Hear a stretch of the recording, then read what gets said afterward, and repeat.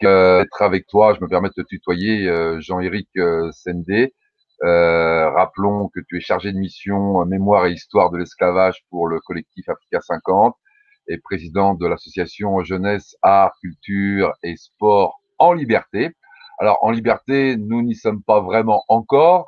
A priori, à partir du 11 mai, on n'y sera pas non plus totalement, surtout en fonction des régions dans lesquelles nous sommes. Quoi qu'il en soit, eh bien, cet espace réduit de liberté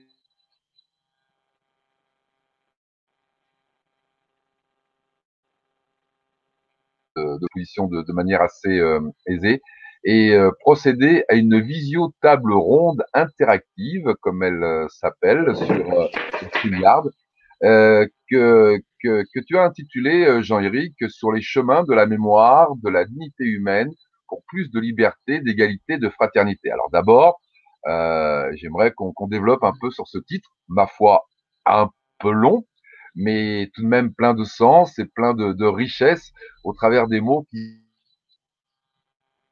sur les chemins de la mémoire, de la dignité humaine, pour plus de liberté, d'égalité, de fraternité. Qu'est-ce que l'on doit retirer de ce long titre? Bonjour Gilles, merci pour toutes ces questions. Parce que nous sommes toujours dans une dynamique de mémoire, de devoir de mémoire, et ce devoir de mémoire est en relation avec la dignité, parce que quand on regarde toute cette période obscure de l'histoire de l'humanité, on s'est rendu compte que la dignité d'un peuple a vraiment été touchée, massacrée même, et c'est cette dignité qui apporte plutôt des concepts de liberté, des concepts d'égalité, de fraternité qui ne sont rien d'autre que les valeurs de la France. Donc c'est à partir de cette mémoire, pour cette dignité, il faut qu'on aille rechercher cette liberté réelle, cette fraternité réelle et cette égalité réelle. Alors en ce moment, on est plutôt dans une période où justement on a beaucoup de manifestations, d'échos quant à ces potentielles privations de liberté, mais ça c'est un autre débat. Alors évidemment, malheureusement, cette date du 10 mai entre aux toutes limites de la période de confinement, bien évidemment, il a été impossible de faire venir une personne qui est désormais incontournable pour ce rendez-vous de la commémoration de l'abolition de l'esclavage, c'est Lisa Aubray. Alors Lisa Aubray qui sera avec nous le 10 mai en direct des États-Unis. Alors on va rappeler qu'elle est professeure du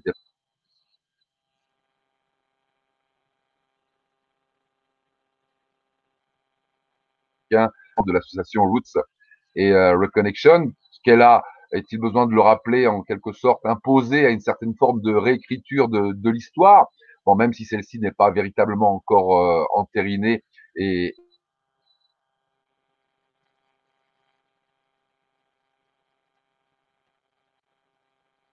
un gros pôle entre guillemets industriel dans cette dite traite transatlantique, avec principalement le site de Bimbia sur lequel a énormément travaillé Lisa Aubray, et il semblerait de surcroît que d'autres sites soient de plus en plus et de manière plus évidente mises en lumière. Alors bien sûr, on se doit d'émettre une immense frustration de ne pas pouvoir profiter de sa chaleur, au-delà bien sûr de ses connaissances et de son savoir immense quant à cette route transatlantique et principalement vers le Cameroun, mais elle s'est prêtée, j'imagine, avec sympathie tout de même à ce rendez-vous. Elle va s'y prêter avec sympathie. Comment est-ce qu'elle a réagi, Lisa? Alors c'est vrai que Lisa déjà dans un premier temps, on va la remercier d'avoir accepté une visioconférence parce qu'elle traverse elle-même une période très très critique avec tous ses connaissances qui sont en train de mourir, qui sont mortes aux États-Unis. Donc pour elle, c'est pas évident. Et on a réfléchi ensemble, on a trouvé utile et nécessaire que malgré toute cette crise sanitaire, hein, le 10 mai, c'est quelque chose d'important pour elle, puisqu'aujourd'hui, elle a découvert il y a 6 7 ans que la France était le seul pays qui avait fait une loi et qui avait reconnu l'esclavage comme crime contre l'humanité. Donc, elle y tient vraiment à que ça se fasse. Nous allons utiliser donc, comme vous avez dit, Gilles Lazure, une forme de visioconférence.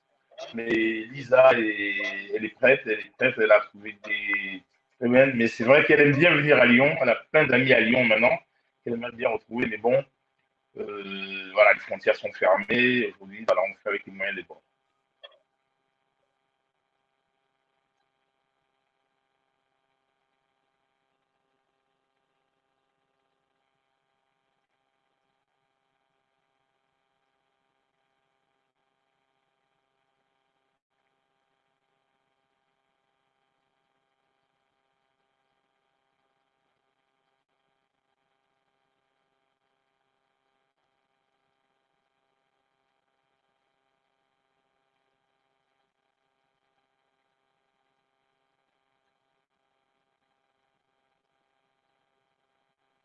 Donc, nous n'avons pas le retour.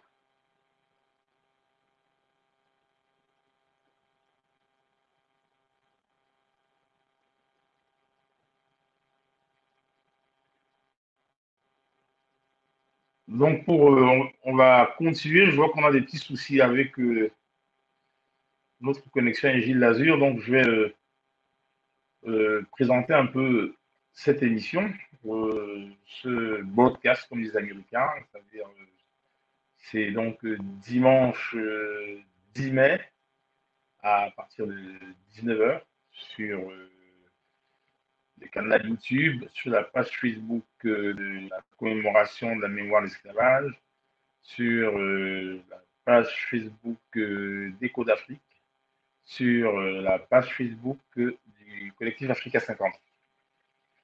Donc, cette conférence va se dérouler sous forme de quatre tables rondes. Donc, la première table ronde consisterait à réexpliquer, à informer ce qui se passe depuis 10 ans à Lyon, le 10 mai. Le 10 mai, depuis 10 ans, il y a pas mal de choses qui se passent sur la métropole de Lyon et même sur la région Rhône-Alpes, parce que il y a des années, nous avons eu à aller à Pont-de-Claix, nous étions à Pont-de-Claix l'année dernière, nous avons été à Saint-Étienne. Donc, c'est vraiment un événement qui est devenu une commémoration qui est devenue régionale. Et au niveau de la métropole de Lyon, elle se fait sur Villeurbanne, sur Lyon, sur Saint-Priest, sur Rouen-Velin, sur Vénissieux, où justement, comme vous avez pu le voir dans le reportage qui est passé en début de cette conférence de presse, où Lisa Aubray va à la rencontre des élèves dans les établissements scolaires. Et donc, depuis, on va dire, 6-7 ans, nous allons avec Lisa au lycée Foires à Saint-Priest, au collège du Tonkin à Villeurbanne, au lycée des Canuts à Rouen-en-Velin, à l'école Charles Péguy à Lyon 8e, au collège de Victor Schulcher à Lyon 9e. Donc, ces échanges s'articulent autour de 4 objectifs qui sont que des objectifs pédagogiques, éducatifs et citoyens. Alors, le premier objectif, c'est d'utiliser la langue anglaise comme une langue européenne. Ça veut dire que Lisa, afro-américaine, intervient uniquement en anglais et les traductions, si nécessaire, sont faites par les profs d'anglais et les élèves posent des questions en anglais. Le deuxième objectif est un objectif scientifique qui consiste à connaître, à comprendre l'utilité de l'ADN. L'ADN, on s'en sert pour retrouver ses racines. L'ADN, ça ne sert pas qu'à rattraper le petit jeune qui a dérobé la bicyclette de son copain. C'est un objectif scientifique. Et un objectif historique qui permet de connaître l'histoire de l'esclavage, cette période obscure de l'histoire de l'humanité. Et enfin, un objectif citoyen qu'on veut appeler le devoir de mémoire, c'est-à-dire que chaque citoyen a des droits, mais il a aussi des devoirs. Et parmi ces devoirs, ben, c'est le devoir de mémoire, comme on commémore comment on commémore la paix après la guerre de 1845, comme on commémore aussi, l'armistice du 11 novembre 1918, comme on commémore aussi le génocide des Arméniens, comme on commémore aussi les différentes étapes très drastiques de la Shoah envers notre peuple. Donc voilà, donc tout ça, ça rentre dans ce qu'on appelle le devoir de mémoire. Et parallèlement à ça, Lisa Aubray présente un programme qu'elle a mené à l'époque où elle travaillait un peu avec le président Barack Obama. C'est Roots and Reconnection. Roots and Reconnection, c'est ces Afro-Américains qui peuvent faire un voyage et faire le chemin inverse, c'est-à-dire retourner, par exemple, à Bimbia, où elle a tracé plus de 200 bateaux qui sont partis de Bimbia, qui est ce port négrier au Cameroun, et qui est allé aux États-Unis, qui est allé dans les Caraïbes. Et donc, les Américains, ils font le chemin inverse, ils reviennent à Bimbia, certains reconnectent avec leur famille, leurs racines, et certains vont même faire des séjours dans leur tribu d'origine, entre guillemets. Moi, ça m'est arrivé de reconnecter comme ça Melville Mel Robinson, le rappeur de Brown Master Flash. On est allé au Cameroun et c'était très impressionnant de voir, de constater que dans tous les centimètres qu'on marchait, il fallait qu'ils prennent des photos, il fallait qu'ils discutent. Voilà, c'était vraiment un échange très, très, très intéressant. Et puis pour eux, et puis moi je comprends, c'est parce que les Américains, ça leur permet de se retrouver, de savoir d'où ils viennent, pour savoir plus tard où ils vont aller. Donc ça, c'est le programme Roots and Connection, donc c'est des conférences qu'on fait avec Lisa Aubray, on a fait à l'Hôtel Mercure, on a fait à l'INSA, on a fait une à Sciences Po, ainsi de suite. Et donc tous ces événements durent une semaine. Et le 10 mai même, le jour même de la commémoration, nous commémorons le 10 mai et avec la commission du 10 mai du collectif Africa 50, nous avons lobbyé pour avoir un lieu de commémoration qui se trouve au Parc des droits de l'homme. Vous avez vu voir tout à l'heure dans le reportage, où une plaque a été dévoilée l'année dernière en présence des élus de Villeurbanne et de la métropole de Lyon. Donc, il y a Gilles qui revient. Oui.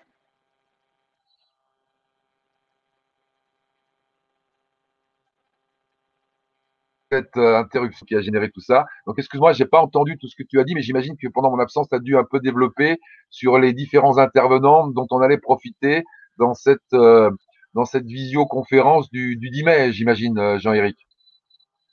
Non, j'ai pas parlé des intervenants pour l'instant. Justement, j'attendais que tu reprennes la connexion.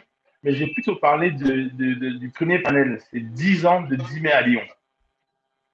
Voilà, le premier panel qui est 10 ans. Okay. Et d'ailleurs, j'en profite humblement pour te les féliciter parce que je sais que ton intervention a été remarquée et remarquable pour la pérennisation de cet événement et je pense également à cette stèle déposée dans le parc de Villeurbanne. J'en profiterai également pour remercier Christophe Amani, coordinateur d'Africa 50 et président de Légende de cette grande association qui est aux manettes, entre guillemets, pour veiller au grain. Et je le dédouane de toute responsabilité quant à mon éviction de ce programme. C'est ma Wi-Fi qui était en délicatesse. Alors parlons, on a parlé tout à l'heure de Lisa Aubray, mais bon, il y aura beaucoup d'intervenants. Je pense à Emmanuel Média, je pense à José Moudilou, Sébastien Mocry. Là, on est plutôt dans l'environnement des gens qui sont dans l'enseignement. Alors pourquoi cette tranche entre guillemets de représentants d'enseignement? Est-ce qu'il y a de toute évidence une mission particulière, un rôle particulier au travers de cette commémoration? Justement, ce que j'expliquais tout à l'heure un peu, c'est que la première chose, c'est qu'il y a un constat, c'est beaucoup de questions de discrimination dans les établissements scolaires. Donc, ça a vachement augmenté. Et pour donc améliorer le climat dans les écoles, on a apporté cette discussion avec Lisa Aubray autour de 4 objectifs pédagogiques éducatifs. Donc, le premier, comme je disais tout à l'heure, c'était utiliser la langue anglaise, utiliser l'anglais comme langue européenne. Ça veut dire que l'anglais, ça ne sert pas qu'à chanter Michael Jackson. L'anglais, on peut aussi apprendre des choses. On peut discuter avec une ancienne conseillère de Barack Obama. Il faut prendre conscience que l'anglais, c'est une langue vivante, c'est une langue européenne, c'est une langue qu'il faut aussi parler. Premier objectif, objectif linguistique. Deuxième objectif, un objectif scientifique sur l'utilisation de l'ADN. Et comme je disais tout à l'heure, l'ADN, ce n'est pas que c'est pas qu'une démarche pour retrouver celui qui a cambriolé la maison du voisin de la voisine. L'ADN, c'est aussi une démarche pour pouvoir retrouver ses origines. Donc, ça, c'est l'objectif scientifique. Après, nous avons un objectif qui est de connaître l'histoire, connaître ce qui s'est passé pendant cette période, connaître ces atrocités humaines.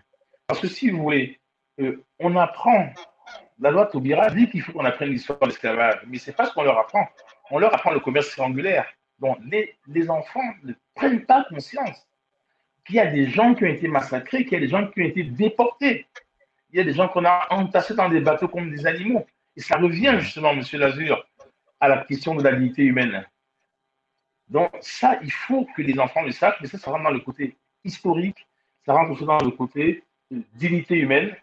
Et le dernier objectif, c'est un objectif citoyen, qui est le devoir de mémoire. Le devoir de mémoire, c'est on a beaucoup de choses qui se sont passées dans l'histoire de la France et l'histoire de l'humanité. Donc c'est comme je disais tout à l'heure, le 8 mai 1945, on a le devoir de mémoire. Je ne vais pas parler de la fin de la guerre, mais je vais dire du début de la paix. On a un même devoir de mémoire le 11 novembre 1918. On a un devoir de mémoire pour la mémoire de tous ces Arméniens qui ont été tués, pour tous nos frères de confession juive qui ont aussi été déportés. Donc tout ça, ça rentre dans ce qu'on appelle le devoir de la mémoire. Et maintenant, moi, je vais un peu plus loin dans la réflexion, c'est que l'esclavage doit être pris d'une façon globale. Parce que bien avant l'esclavage transatlantique, la ville où nous habitons, Lyon, par exemple, c'est des esclaves qui ont construit le vieux Lyon. Si vous baladez dans le vieux Lyon, il y a plein de choses, il y a plein de monuments qui sont très, très intéressants. Mais ils ont été construits par des esclaves. Donc ça, c'est déjà une sorte d'esclavage. Il y a aussi l'esclavage qui existait, ce qu'on appelle l'esclavage transaérien, qui existait. Après, il y a tout ce qui est la servitude, il y a tout ce qui est les discriminations. Donc, l'esclavage ne doit pas être seulement vu. Il peut être vu vers ceux qui en étaient les victimes, mais les victimes n'étaient pas que les Noirs, n'étaient pas que ceux qui ont été déportés. Parce que quand vous rentrez dans ces pays, même les gens qui ont vu leurs membres de leur famille partir en déportation ont aussi souffert.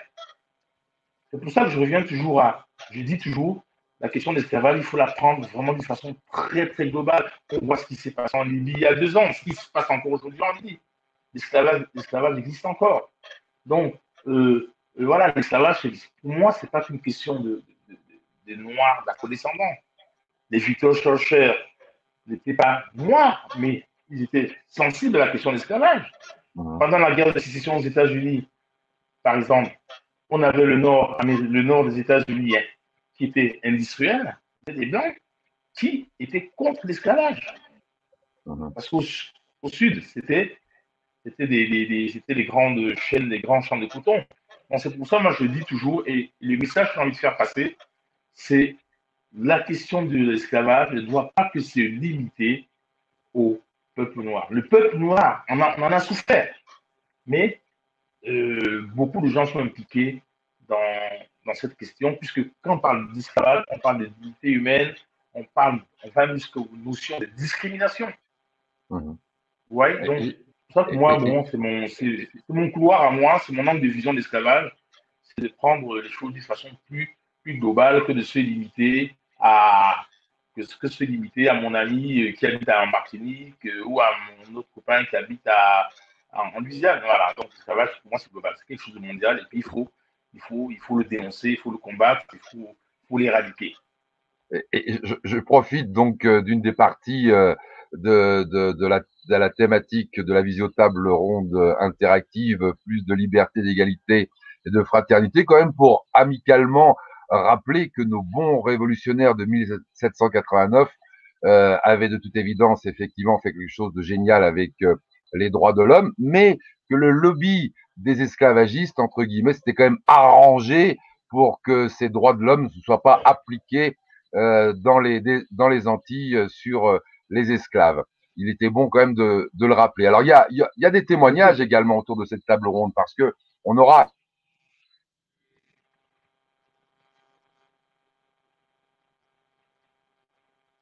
la présence remarquable. Elle n'est pas historienne, mais c'est une personne passionnée qui a revisité un peu l'histoire de son pays pour voir de quelle manière véritablement s'était déroulée la liberté, la libéralisation entre guillemets de ces personnes.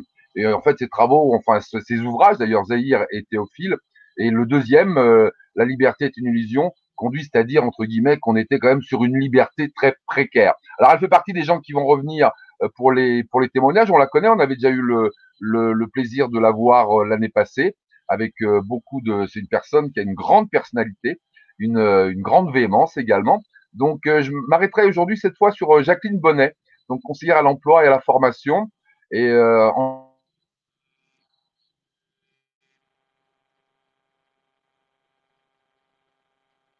afro-descendants.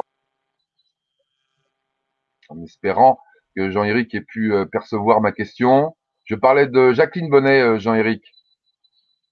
Oui, tout à fait. Jacqueline Bonnet, ah oui, Jacqueline Bonnet, justement, oui, qui est conseillère à l'emploi et à la formation, et justement qui a fini de rédiger un livre blanc sur les difficultés des afro-descendants en politique. Donc, vous voyez là, on a encore ce qu'on appelle un peu des discriminations. Parce que moi, je vois beaucoup d'afro-descendants qui ont du mal à se positionner sur des listes, qui ont du mal à être élus. On va prendre un exemple tout simple, très simple.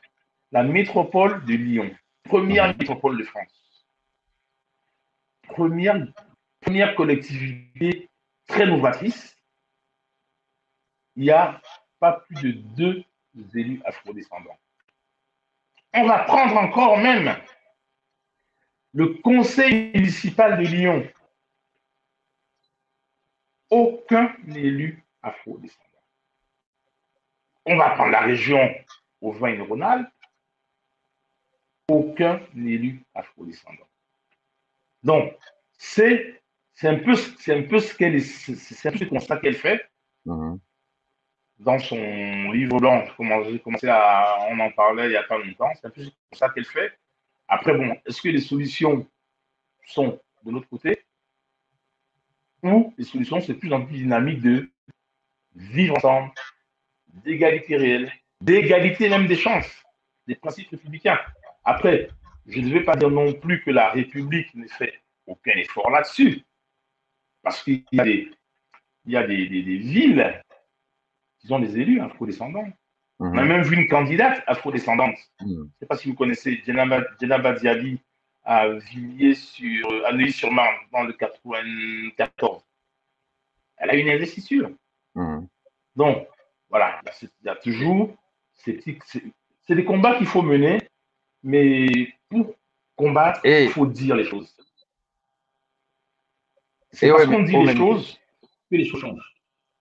Et au même titre, il est quand même bon de rappeler que Paris a eu un maire métis, mulâtre, d'origine cubaine, Severiano de Heredia en 1869, et que malheureusement, il a été également ministre des Travaux publics, et que malheureusement, eh bien, il a été complètement effacé de la mémoire, entre guillemets, publique française. Mais bon, ça, c'était juste pour l'anecdote. Alors, dans cette table ronde, il y aura également un pan consacré à l'interculturalité, le vivre ensemble et les perspectives, bien sûr. Il y aura Louis-Marie Essem, que j'aime beaucoup, qui est à la fois un psychologue et un chanteur. Nathalie Bou, que je ne connais pas. Et il y a Mutualé Balumé. Tu peux nous parler de ces deux personnes là qui viennent d'être citées avant de clore, parce qu'on se rapproche même de la limite de ce temps à partie. Bien sûr. Alors, bon, lui, Marie Essem, bon, on le connaît tous, mais pour ceux qui ne le connaissent pas, lui, Marie Essem est psychologue, auteur, compositeur, musicien, et c'est lui qui a créé la compagnie des Sept à Yaoundé, donc il a un super spectacle. C'est un fanatique de Georges Brassens, il reprend des Brassens et il raconte une histoire à travers la musique où il part dans son avion qui est sa guitare, il part du port de Sète et il débarque à Yaoundé en traversant toute l'Afrique, toute la forêt, etc., etc. Et Nathalie Bou, qui est metteur en scène et directrice de spectacles d'art vivant. Alors, Nathalie Bou et l'USM, ils avaient un programme. En fait, on devait faire un événement le 9 mai sous la direction artistique de Nathalie Bou et la direction musicale de l'USM. Trois écoles de CM2 de Villeurbanne devaient donner un spectacle, donc, dont la classe de José Mimoudilou, qui est professeur des écoles à l'école Jean Moulin. Et ce spectacle devait avoir lieu le 9 mai au Centre culturel de la vie associative de Villeurbanne avec les parents d'élèves. C'est-à-dire que c'était pour nous aussi l'occasion de faire participer les enfants et les parents à une activité autour de la mémoire. Et donc, comme il y avait trois groupes scolaires différents, donc j'ai contacté, je suis rentré en contact avec trois associations de parents d'élèves qui étaient prêtes à s'occuper de l'organisation, de s'occuper de la buvette. Et vraiment, c'était quelque chose de génial. Bon, c'est dommage que nous soyons dans cette situation de crise sanitaire. Mais quand je vois un peu comment ça va se dérouler, de voir les enfants qui dansent, des parents qui sont présents, qui s'occupent de la buvette, voilà, de vivre ensemble, c'est ça en fait. Parce que on dit tout le temps vivre ensemble, d'accord. Mais quelle est l'action de vivre ensemble? Le vivre ensemble n'est qu'une résultante. Mais l'action, c'est faire ensemble. Et qu'est-ce qu'on fait ensemble? Ben, on danse, on joue, on chante, on se remémore avec des parents. Et ça permet aussi aux enfants d'éduquer les parents et aux parents de voir autre chose. Donc c'est pour ça on avait pris cette idée, on avait eu cette idée avec Nathalie Bouébu et Sel. Bon, mais moi je pense que c'est pas service, parce que Nathalie Bou en plus, elle intervient déjà en art et spectacle vivant dans les écoles de la ville de Villeurbanne. Donc c'était vraiment une action transversale, quoi. Ouais, une action transversale, toujours en partant sur un fait historique réel. Voilà, c'est comme ça c'est pour ça que Nathalie Bou et lui ont voulu vraiment intervenir dans cette conférence sur tout ce qui est. Parce que quand on dit interculturalité, vivre ensemble, il y a aussi intergénérationnel, je vais arriver. Il y a aussi intergénérationnel. Voilà. Eh bien, merci Jean-Éric de nous avoir éclairé sur cette visio-table ronde interactive sur le thème sur les chemins de la mémoire, de la dignité humaine pour plus de liberté, d'égalité, de fraternité. Donc le rendez-vous est au 10 mai à partir de 19h. C'est un rendez-vous qui durera aux alentours d'1h30, 2h, avec, il est bon quand même de le rappeler, la présence marquée, entre autres, de Lisa Aubray, à laquelle on est habitué tous les ans à cette période, et qui a voulu tout de même, eh bien, par le biais d'Internet, nous honorer de sa présence. Belle occasion également de remercier Christophe Amani, bien sûr, cette diffusion, et qui gérera également la diffusion du 10 mai, en espérant que tout sera parfait avec StreamYard, qui est notre support pour communiquer. Merci à toi, Jean-Éric, et humblement bravo pour tout ce travail en amont, ce travail dans l'ombre, avec Africa 50, avec de nombreux interlocuteurs, avec des élus, pour permettre effectivement à cette jeunesse qui te tient à cœur, et je le sais, eh bien, d'être sensibilisé, d'être au contact de gens qui savent et qui ont une passion, celle de transmettre avec vérité, et le plus proche, bien sûr, d'une véracité qui est parfois un peu cruelle, mais il faut dire les choses comme elles sont. Voilà, à bientôt dimanche 10 à 19h. Au revoir.